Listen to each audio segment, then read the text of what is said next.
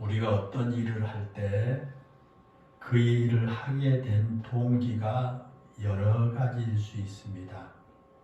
내가 왜 이 일을 하게 되었느냐라는 동기가 많이 있겠죠.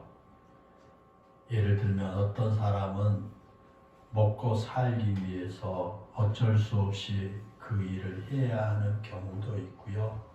내가 그 일을 해야만 우리 가족들이 이제 생계를 유지할 수 있다라는 것 때문에 그 일을 하는 경우도 있고, 또 어떤 사람은 자신이 너무 하고 싶은 일이기에 그 내가 힘들지만 참고 그 일을 하는 경우도 있습니다.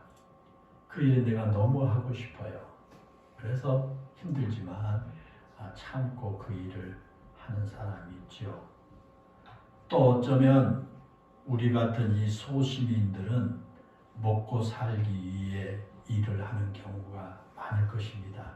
그래서 우리가 생계를 유지해야 되기 때문에 하기 싫고 힘들지만 그 일을 하는 경우가 많이 있지 않습니까? 그러나 우리가 어떤 동기로 일을 하고 있든지 그 일을 하는 것보다 더 중요한 것이 있습니다. 그것은 지금 내 자신이 하고 있는 일을 등 떠밀려서 어쩔 수 없이 한다고 생각하면서 그 일을 하는 것이 아니라 기쁨과 감격으로 그 일을 해야 한다는 겁니다. 내가 지금 하는 그 일에 내가 상황에 따라서 어쩔 수 없이 내가 등 떠밀린 것처럼 내가 이 일을 한다. 지겨워 죽겠다 라고 하는 그런 생각으로 일을 한 게 아니라 그 일을 하면서 내가 기쁨이 있고 감격이 있고 이런 즐거움으로 그 일을 해야 한다라는 것입니다. 때로는 내가 하고 싶지 않는 일일지라도 하나님께서 나를 그곳으로 부르셨다고 하는 분명한 그 확신을 가지고 그 일을 하는 것입니다. 그럴 때 그 일을 하면서 감사가 있고 기쁨이 있고 감격이 있고 즐거움으로 그 일을 하게 되는 것입니다. 하나님이 나에게 이 일을 맡겨주셨다.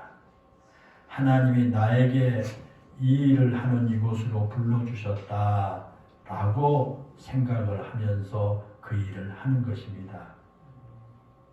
그런데 우리가 읽은 오늘 본문에 나온 그 모세는 하나님의 부르심에 완강하게 거부했던 사람입니다. 그렇죠? 하나님이 부르시는데도 그걸 거부한 그 사람이에요. 결국에는 하나님께서 맡기신 그 일을 해야 하면서도 그렇게 처음에는 거부한 겁니다. 못하겠습니다.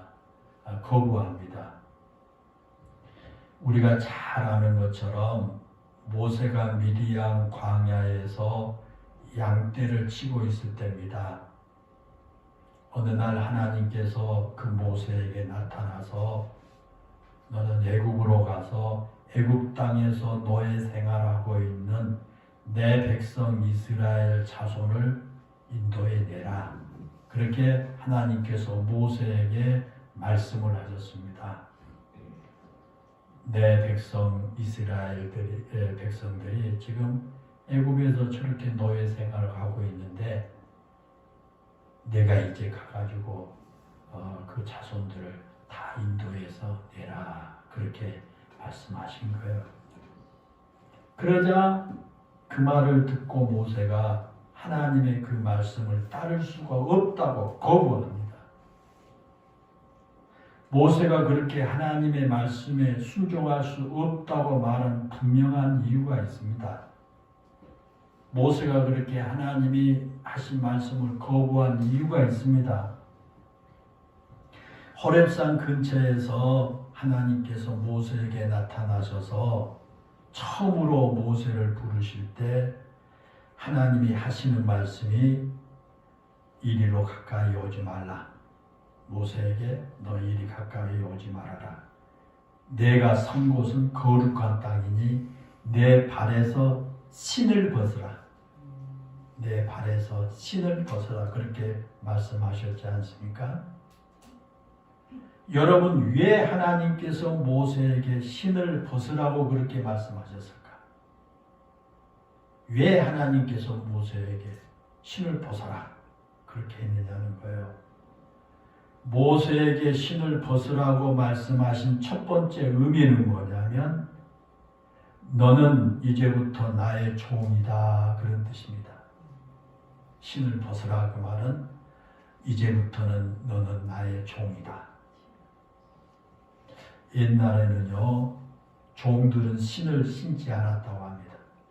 종들은 신이 안 신어요. 그러므로 하나님께서 모세에게 신을 벗으라고 하신 말씀 그 이유는 하나님의 부르심을 받는 순간 모세가 이제 하나님의 종이 되었다 그런 뜻이에요. 그래서 신을 벗어라. 너는 나의 종이다. 신을 벗어라.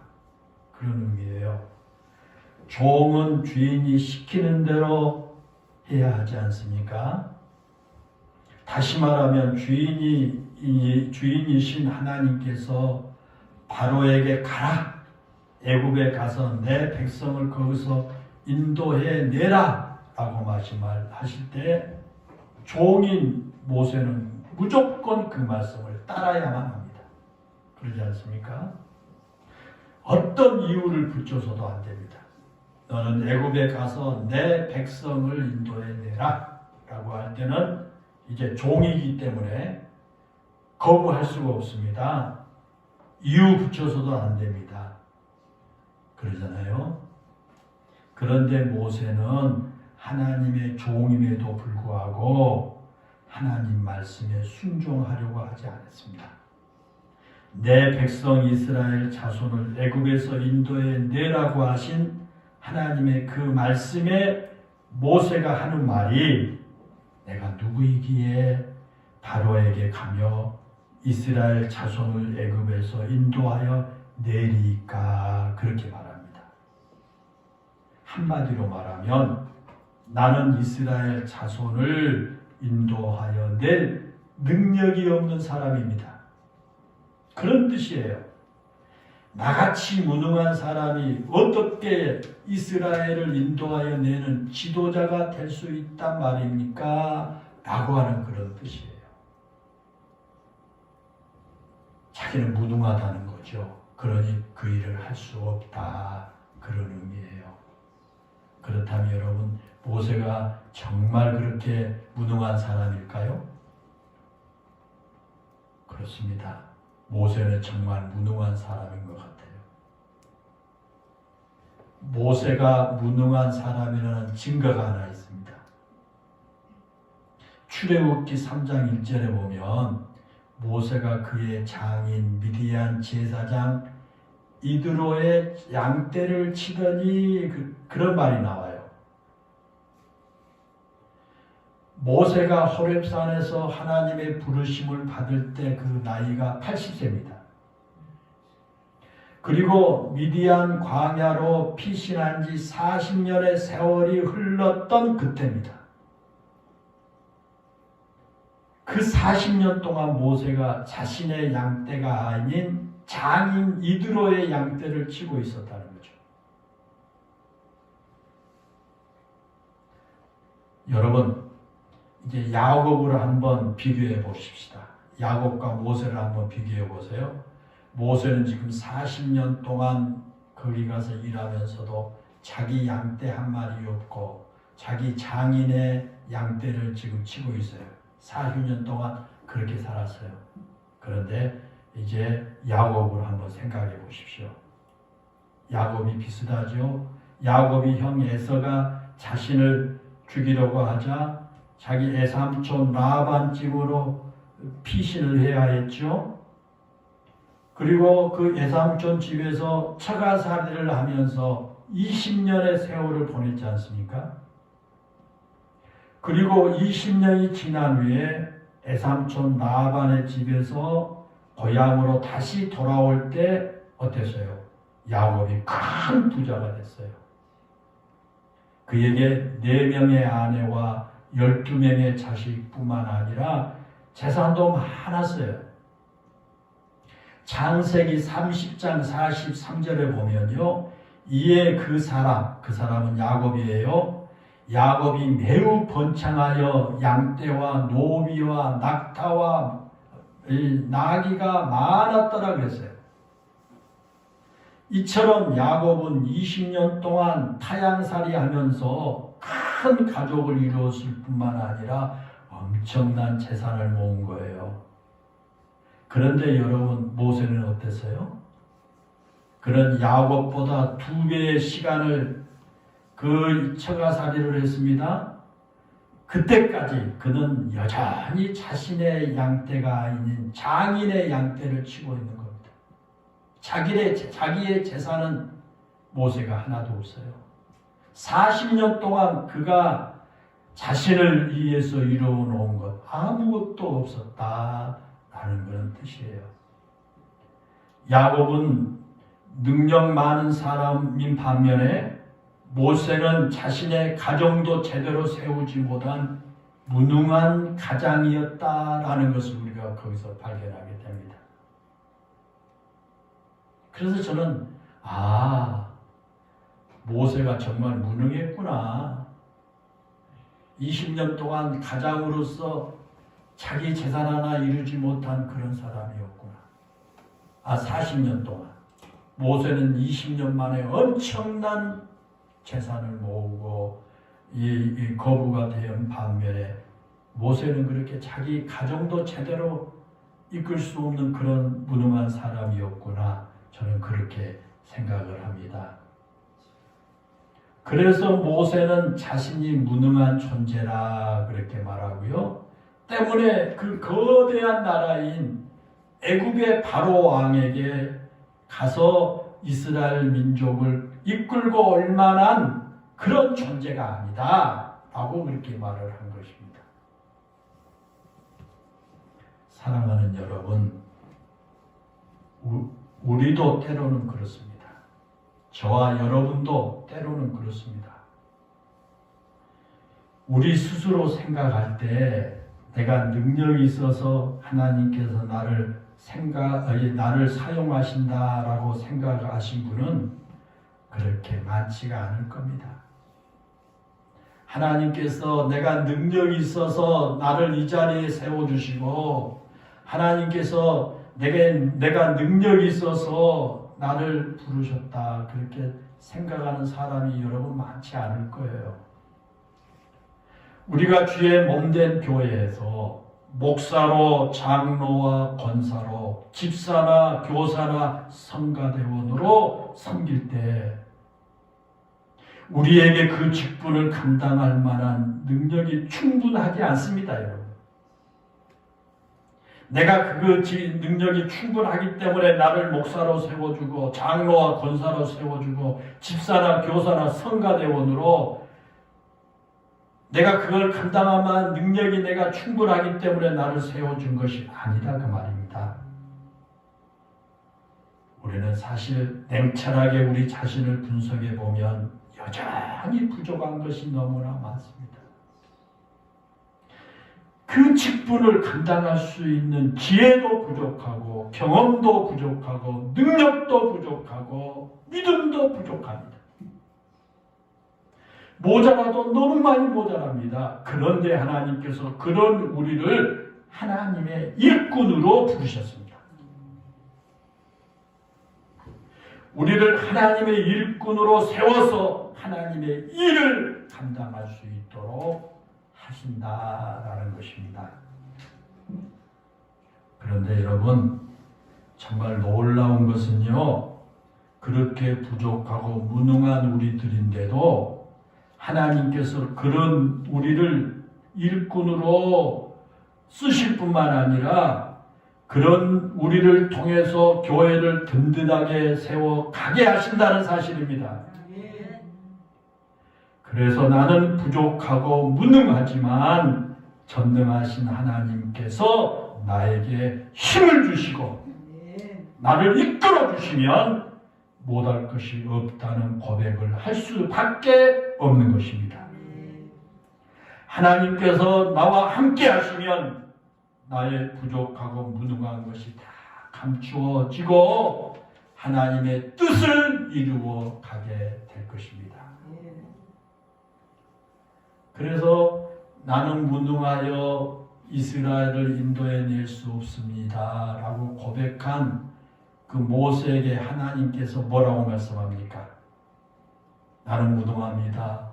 내가 그 일을 어떻게 할 수가 없겠습니다. 그렇게 거부하는 모세에게 하나님께서 내가 반드시 너와 함께 있으리라 약속합니다.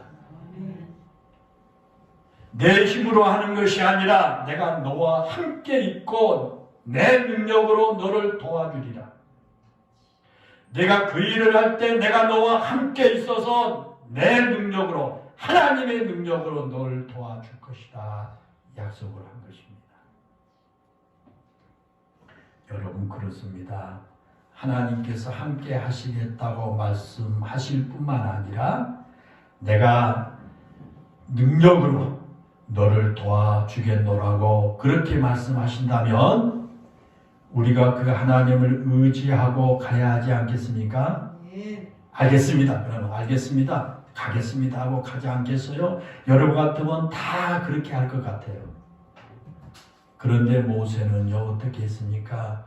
그렇게 하나님이 말씀하신데도 모세는 여전히 가지 않으려고 했고요. 하나님의 그 말씀에 순종하지 않으려고 몸부림을 쳐요. 그리고 핑계를 대요. 뭐라고 핑계댑니까? 하나님 말씀대로 내가 이스라엘 백성들에게 가서 너희 조상의 하나님이 나를 보내서 내가 왔다라고 말할 때 그들이 나한테 그 하나님이 누구냐? 그 이름이 누구냐? 무엇이냐? 라고 묻는다면 내가 뭐라고 대답해야 합니까? 라고 모세가 말합니다.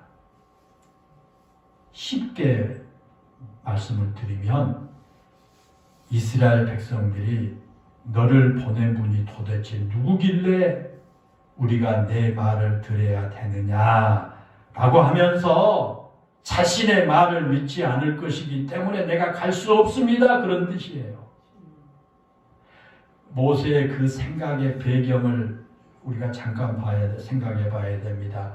고대의 그 근동 지역에서는요, 왕이나 군주가 사신을 보낼 때 그 사신에게 자신의 권위를 전적으로 위임한다는 의미에서 왕이나 군주의 이름이 담긴 인장을 줘요. 인장. 그 인장을 가지고 가면 이분은 왕이 보내는 분이다. 군주가 보내는 분이다. 그래서 진짜 왕이나 군주의 말을 듣는 것처럼 권위를 가져요. 또 왕의 인장이 찍힌 그 편지, 왕이 탁 도장을 찍어서 보낸 편지를 주기도 합니다. 그래야 그 사신이 전한 말이 권위가 있기 때문에 그래요. 그런 의미에서 모세가 누구의 이름으로 가느냐라고 하는 것은요, 이스라엘 백성들에게 굉장히 중요한 거예요. 네가 누구의 이름으로 왔느냐? 하나님께서 그런 사실을 아셨기 때문에 이제 거기서 하나님이 자신의 이름을 밝혀줍니다. 뭐라고 합니까? 그 전에는 단 한 번도 하나님의 이름을 밝히지 않으셨던 자신의 이름을 밝혀주시는데 그 이름은 나는 스스로 있는 자다라는 거예요. 나는 스스로 있는 자다. 이 말은 조금 더 쉽게 여러분에게 설명하면 나는 나야 라고 하는 뜻이에요. 나는 나다. 거기서 나온 하나님의 이름이 여호와 야훼입니다. 여호와 야훼. 나는 나야 라고 하는 그 이름은 굉장히 중요한 의미가 있습니다. 사실 그 이름은 단순히 하나님의 이름을 나타내는 명칭이 아니라 하나님의 존재를 드러내는 것이기 때문에 굉장히 중요합니다. 하나님은 이 세상에 존재하는 어떤 피조물처럼 누군가에 의해서 만들어진 존재가 아니라는 겁니다. 이 세상의 모든 피조물들은 누군가가 만든 사람이 있잖아요. 만든 지가 있는데 하나님은 그렇게 누군가에 의해서 만들어진 존재가 아니다. 하나님은 창조된 분이 아니라 창조하시는 창조주다 그런 뜻입니다. 그 여호와 하나님이 이스라엘 조상 아브람과 이삭과 야곱을 택하셨고 그들에게 가나안 땅을 주시겠다고 약속하신 분입니다. 그 하나님께서 모세에게 이스라엘 백성에게 가서 그대로 전하면 된다 그렇게 말씀합니다. 그러면서 그들이 내 말을 들을 것이다 그렇게 말씀합니다. 그런데 모세가 그 하나님의 말씀도 신뢰하지 않습니다. 그리고 또다시 핑계대요. 아니 모세는 아주 핑계쟁입니다. 핑계됩니다. 그리고 핑계거리를 찾습니다. 이번에는 뭐라고 하느냐. 그러나 그들이 나를 믿지 아니하면서 내 말을 듣지 아니하고 이르기를 여호와께서 내게 나타나지 아니하셨다 하리라. 그렇게 하면서 모세가 계속 핑계를 댑니다. 다시 말하면 이스라엘 백성들이 모세야 너 지금 거짓말하는 거 아니냐라고 하면서 자신의 하는 말을 듣지 않을 것이기 때문에 내가 애국에 갈 수가 없겠습니다 라고 하는 그런 뜻이에요. 그러자 하나님께서 이번에는요 모세의 손에 들려진 지팡이를 땅에다 던지라고 말씀하시고요. 그러고 나서 그 지팡이 이를 뱀이 되게 하셨어요. 그 지팡이가 땅에다 던지니까 뱀이 됐습니다. 여러분 왜 하나님께서 그렇게 모세가 들고 있는 지팡이를 던져서 뱀이 되게 하셨을까요? 우리가 성경에 보면 뱀은 하나님의 대적을 의미합니다. 이상합니다. 뱀은 하나님의 대적을 의미해요. 에덴 동산에서 아담과 하와를 유혹해서 죄에 빠지게 한 것도 뱀이었고요. 악인들을 상징하거나 하나님을 대적하는 사탄을 상징하는 것도 뱀이지요. 그리고 뱀은 애굽을 상징하기도 합니다. 그러니까 지팡이를 던져 뱀이 되게 하신 후에 그 꼬리를 잡으라고 말씀하시면서 다시 지팡이가 되게 하신 것은 그 어떤 악의 세력뿐만 아니라 애굽의 바로 왕의 권능도 하나님의 보내심을 받는 모세의 손에서 꼼짝하지 못하게 할 것이다 라고 하는 것을 보여준 거예요. 한마디로 능력의 하나님께서 함께 하시니까 걱정하지 말라는 거예요. 여러분 그렇습니다. 모세를 이스라엘 백성에게 보내신 하나님은 사탄의 세력을 이기신 하나님입니다. 애굽의 바로왕의 권력도 이기신 하나님입니다. 하나님의 그 능력을 보여주면 이스라엘 백성들이 모세를 믿게 될 것입니다. 그런데도 하나님의 능력을 신뢰하지 못한 그 모세에게 이번에는 하나님께서 모세의 손을 품에 넣어서 나병이 걸리게 만듭니다. 모세의 손을 갖다가 품에 넣고 나니까 나병, 문둥병이 걸렸어요. 한센병. 그리고 다시 손을 빼니까 그 나병이 깨끗하게 나았습니다. 그 사건이 있었죠. 그 당시에 이 나병, 한센병은 이 불치병으로 알려져 있습니다. 지금은 치유할 수가 있죠. 그 당시에는 문둥병은 불치병이었어요. 세상 그 어떤 구슬로도 고칠 수 없는 병이었습니다. 그런데 하나님께서 순식간에 그 불치병까지도 낫게 하신 능력의 하나님이시라는 것을 보여준 겁니다. 내 손에 지금 나병이 걸려서 불치병이 걸렸다. 그런데 하나님께서 그 순간에 그 불치병을 고쳐주시면서 하나님의 능력을 보여주신 겁니다. 여러분, 그 정도라면 이스라엘 백성들이 믿지 못할 이유가 하나도 없을 겁니다. 하나님이 그런 능력을 보여주셨는데도요. 그런데도 모세가 하나님 말씀에 순종하지 않아요. 그리고 또다시 핑계거리를 찾습니다. 그리고 모세가 하는 말이, 오 주여, 나는 본래 말을 잘하지 못한 자입니다. 주께서 주의 종에게 명령하신 후에도 역시 그러하니 나는 입이 뻣뻣하고 혀가 둔한 자입니다. 오늘 본문 10절의 말씀이죠. 여러분, 모세가 본래 말을 잘 못한 사람일까요? 모세가 본래 말을 잘못했을까? 사도행전 7장 22절에 보면요, 모세가 애굽 사람의 모든 지혜를 배워 그의 말과 하는 일이 능하더라 그랬어요. 사도행전에 보면 모세가 처음에는 40년 동안 애굽의 왕궁에서 자랐지 않습니까? 애굽의 왕국에서 왕자의 신분으로 애굽의 학문을 배웠던 사람입니다. 그 당시 세계에서 왕을 비롯한 지도자들이 반드시 배워야 할 학문이 있었는데요. 그것이 바로 수사학과 웅변술이었어요. 왕이나 그 나라의 지도자들은 이 수사학과 웅변술을 반드시 배워야 했습니다. 왜 그러냐면 사람들을 잘 설득해서 자신의 지도력을 따르도록 하기 위해서는요, 말을 잘하는 법과 사람들을 설득하는 법을 배워야 했기 때문에 반드시 수사학과 웅변술을 배웠어요. 그렇다면 애굽의 왕자로 자란 모세 역시 말 잘하는 법을 배워서 분명히 그 학문들을 배웠을 것입니다. 그런데 그는 하나님 앞에서 자신은 말을 잘하지 못한 사람이라고 그렇게 변명합니다. 저희 곰곰이 생각해 보세요. 왜 모세가 그런 말을 했을까? 모세가 그렇게 말한 이유가 두 가지입니다. 모세가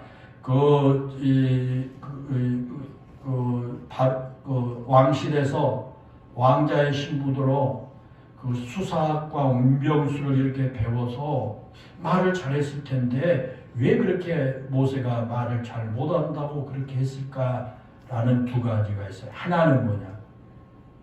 미디안 광야에서 40년 동안 양떼를 치면서 그 말하는 기술을 잃어버렸기 때문이다. 양떼를 치면서 무슨 수사학이나 웅변술을 써먹을 일이 없기 때문에 옛날에 배웠던 거 다 잊어버렸기 때문일 것이다. 그렇게 생각됩니다. 또 하나는 애굽에 가지 않을 핑계거리를 삼기 위해서 그런 말을 했을 것이다. 어떻게 하면 자기가 애굽에 가지 않으려고 하는 핑계거리를 찾다 보니까 조금 잘못한 것을 부풀려 가지고 원래부터 말을 완전히 잘 못한 사람이라고 그렇게 말했고, 그래서 내가 애굽에 가보아야 바로 왕을 설득할 수도 없고 이스라엘 백성들을 설득할 수도 없어서 자신은 부적격자다 그렇게 말하고 싶었던 것입니다.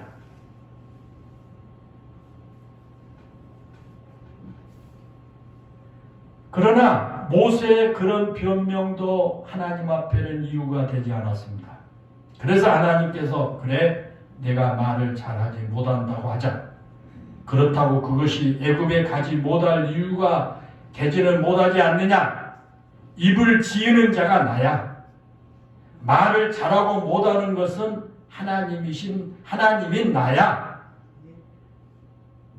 내가 함께 하는데 내가 뭐가 문제냐? 라고 하시면서 정 내가 말을 잘 못한다고 하면 내 형 아론이 있지 않느냐? 말 잘하는 아론이들을 대신해서 너를 대변인처럼 모든 일을 모든 말을 해줄 거야. 그러니 걱정하지 말고 가라. 그렇게 하나님께서 말씀을 하십니다. 그러자 그 말을 들은 모세에게 변명거리가 없어졌어요. 더 이상 어떤 걸 변명을 할 수 없어요. 그래서 마지막 수단으로 모세가 말하기를 오 주여 보낼 만한 자를 보내소서. 13절 보낼 만한 자를 보내소서 라고 말합니다. 여러분 이 말의 뜻이 무엇인지 압니까? 하나님께서 뭐라고 말씀하셔도 저는 자격이 없습니다. 저는 안 됩니다. 보낼 만한 사람 보내십시오. 저 말고 다른 사람을 보내십시오. 라고 하는 그런 뜻이에요. 살아가는 여러분 한번 보십시오. 모세가 그렇게 핑계거리를 댈 때마다 하나님께서 그것은 핑계거리가 되지 않는다고 분명히 말씀을 하십니다. 그리고 하나님께서 직접 능력을 보여주시기까지 합니다. 지팡이를 뱀이 되게 하시고 뱀꼬리를 잡으니 지팡이가 되게 하시고 그 앞에서 그 문둥병 나병이 치유되는 그런 능력을 하나님께서 보여주시기까지 하셨습니다. 그런데도 모세가 자신은 안 가겠다고 말합니다. 더 이상 핑계거리가 없으니까 다른 사람 보내라고까지 말을 한 것입니다. 자, 여러분 이때 하나님의 심정이 어땠을까 한번 생각해 보십시다. 하나님의 심정이 그때 어땠을까? 모세에게 그렇게 하는데 계속 핑계대면서 가지 않겠다고 하는 그런 모세를 보면서 하나님의 심정이 어땠을까? 본문 14절 한번 보십시오. 여호와께서 모세를 향하여 노하여 이르시되 그랬잖아요. 하나님께서 얼마나 답답하셨으면 노하셨을까? 하나님이 답답하시니까 지금 노하셨다라는 거예요. 우리가 가지고 있는 성경은 아주 간단하게 그렇게 노하셨다고 표현되어 있지만 본래 성경의 의미는 아주 강렬하게 분노하셨다 그런 뜻이에요. 하나님이 강렬하게 분노하셨다 그렇게 표현하고 있지만 여러분 우리 성경에는 그렇게 그냥 노하셨다 간단하게 기록되어 있습니다. 그렇게 너 말귀를 알아듣지 못하느냐 라고 분노하신 거예요. 왜 그렇게 너 고집이 세느냐 라고 분노하신 겁니다. 왜 그렇게 말도 안 되는 소리로 핑계를 대고 있느냐 라고 하면서 하나님이 화를 내시는 그런 장면입니다. 사랑하는 여러분, 그런 모세를 보면서 여러분 어떤 생각이 드십니까? 그런 모세에 대한 이야기를 들으면서 지금 어떤 생각이 여러분 드십니까? 모세를 향하여 분노하신 하나님의 심정이 이해가 여러분 되십니까? 지금 모세가 애굽에 있는 내 백성에게 가라고 하신 하나님의 명령에 불순종하려고 온갖 변명거리를 다 찾아내고 있습니다. 하나님께서 모든 조건을 다 충족시켜주면서 가라고 하시는데도 끝까지 안 가겠다고 고집을 피우고 있는 것입니다. 여러분 그걸 보면서 어떤 생각이 드십니까? 그런데 사랑하는 여러분, 모세의 그런 모습이 바로 오늘 우리의 모습은 아닐까요? 모세의 그런 모습이 오늘 저와 여러분의 모습은 아니냐 그 말이에요. 이 세상을 살아감에 있어서 믿음으로 살아가야 할 우리들인데도 우리가 적당하게 세상과 타협하고 믿음의 길이 아닌 세상의 방법으로 살아가려고 하지 않습니까? 하나님이 아니다 이 길로 가라고 그렇게 말씀하시지만 우리는 온갖 핑계거리를 대면서 우리는 그 길로 세상이 그 방법의 길로 여러분 가려고 하지 않습니까? 하나님께서 우리에게 믿음의 길, 말씀의 길을 따라 살아가야 한다고 말씀하신데도 우리는 온갖 핑계거리를 대면서 내 방식만을 고집하고 있지는 않느냐라는 거예요. 이 세상에서 믿음으로 살면 손해를 보기 때문에 내가 그 말씀을 따를 수가 없다고 변명하지는 않습니까? 또 믿음의 길을 따라가면, 말씀의 길을 따라가면 이 세상에서 내가 왕따가 당하기 쉽기 때문에 내가 그 길을 가는 것이 어리석은 질이라고 내가 합리화하면서 외면하고 있지는 않습니까? 그리고 혹시 하나님께서 아무리 말씀하셔도 마치 길을 닫아버린 사람처럼 말씀을 듣지 않으려고 하지는 않습니까? 그것이 지금 우리의 모습은 아닐까요? 그것이 지금 저와 여러분의 모습은 아닐까요? 하나님께서 그런 우리의 모습을 보시면서 얼마나 답답하실까요? 이 세상을 살아가는 방법만 그런 것이 아닐 겁니다. 하나님의 몸된 교회를 섬길 때도 마찬가지입니다. 우리는 온갖 핑계거리를 대면서 사명의 자리에 서려고 하지 않습니다. 그것은 여러분 겸손이 아닙니다. 하나님께서 우리에게 주시는 그 사명의 자리를 이 핑계 저 핑계 대면서 우리는 외면하려고 합니다. 모세처럼 나는 능력이 없는 사람이고 나는 무능한 사람이라고 말하기도 합니다. 하나님께서 내와 너와 함께 할 테니 걱정하지 말라고 수없이 강당에서 말씀을 하신데도 또 다른 핑계를 댑니다. 사람들이 자신을 인정해 주지 않을 것이라고 핑계를 대기도 합니다. 심지어 하나님의 은혜와 능력을 경험했으면서도 어떻게든 사명의 자리에 가려고 하지 않습니다. 하나님께서 애타게 부르시는데도 우리는 모세처럼 하나님 보낼 만한 사람을 보내십시오. 저는 말고요. 저 빼놓고 다른 사람을 보내십시오. 라고 말합니다. 나보다 뛰어난 사람, 나보다 훨씬 잘하는 사람이 있을 것이라고 말합니다. 나 말고 다른 사람이 다 할 것이라고 생각을 합니다. 사랑하는 여러분, 우리는 지금 2022년을 보내고 2023년을 준비해야 할 시점에 와 있습니다. 특별히 그동안 코로나19로 인해서 3년 동안 교회마다 여러 가지 어려움에 직면해 있습니다. 3년 동안 교회들이 너무나 어렵습니다.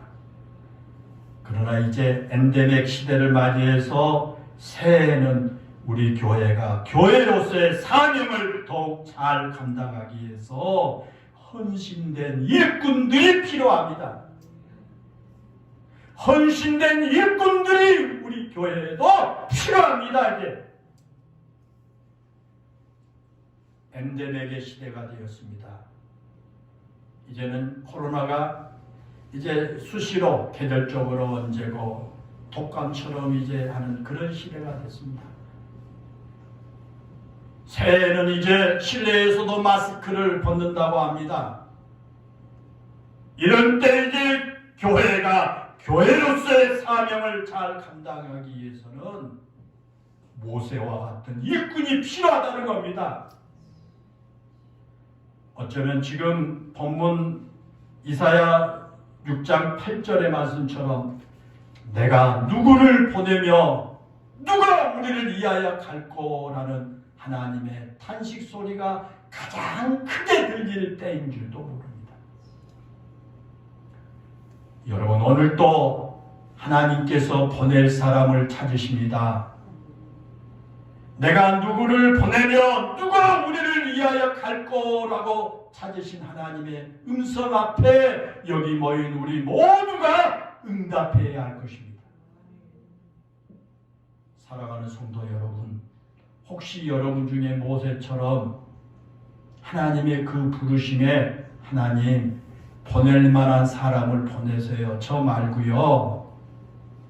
그렇게 여러분 생각하고 계신 분은 없습니까? 부디 하나님께서 내가 누구를 보내며 누가 우리를 위하여 갈 거라고 말씀하실 때 이사야 선지자처럼 내가 여기 있나이다 나를 보내소서라고 응답하는 여러분 모두가 되시기를 간절히 소망합니다. 하나님께서 가라고 하신 그 길을 핑계대지 않고 기쁨으로 가고 하나님께서 맡겨준 그 일을 기쁨으로 잘 감당할 때 하나님께서 반드시 우리와 함께 하시고 우리에게 감당할 능력을 공급해 주실 줄로 믿습니다. 기도하겠습니다. 은혜롭고 감사하신 아버지 하나님, 언제나 어디서나 하나님의 뜻을 이루는 일꾼들이 필요하는 줄로 믿습니다. 이스라엘 백성들을 애굽의 바로왕의 손에서 이끌어내야 할 그 일이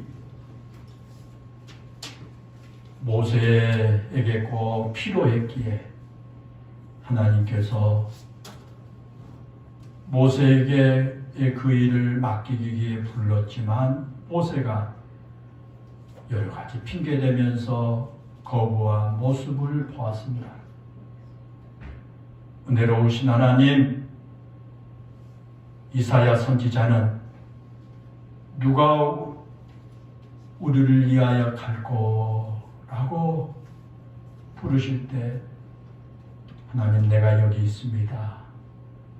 나를 보내소서 라고 응답한 그런 모습도 보게 됩니다. 은혜로우신 하나님, 한 해가 마무리되어 가고 새해를 준비해야 되는 때입니다. 3년 동안이나 코로나19로 인해서 교회들이 침체되고 어려운 가운데 있습니다. 이제 엔데믹의 시대를 맞이했고 새해를 맞이하면서 하나님께서 교회를 위해서 하나님을 위해서 일할 일꾼을 부르시고 계신 줄로 믿습니다. 내가 누구를 보내면 누가 우리를 위하여 갈꼬라고 하나님께서 찾으시는 그 하나님의 음성 앞에 우리 영일교회 모든 성도들이 이사야 선지자처럼 내가 여기 있습니다. 나를 보내소서라고 응답하는 이런 우리 성도들 모두가 다 되게 해 주옵소서.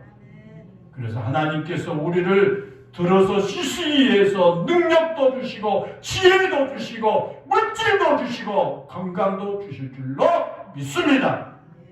은혜로우신 하나님, 우리 모두에게 이런 결단이 있는 시간들 되게 해 주옵소서. 우리 주 예수님의 이름으로 기도하옵나이다. 아멘.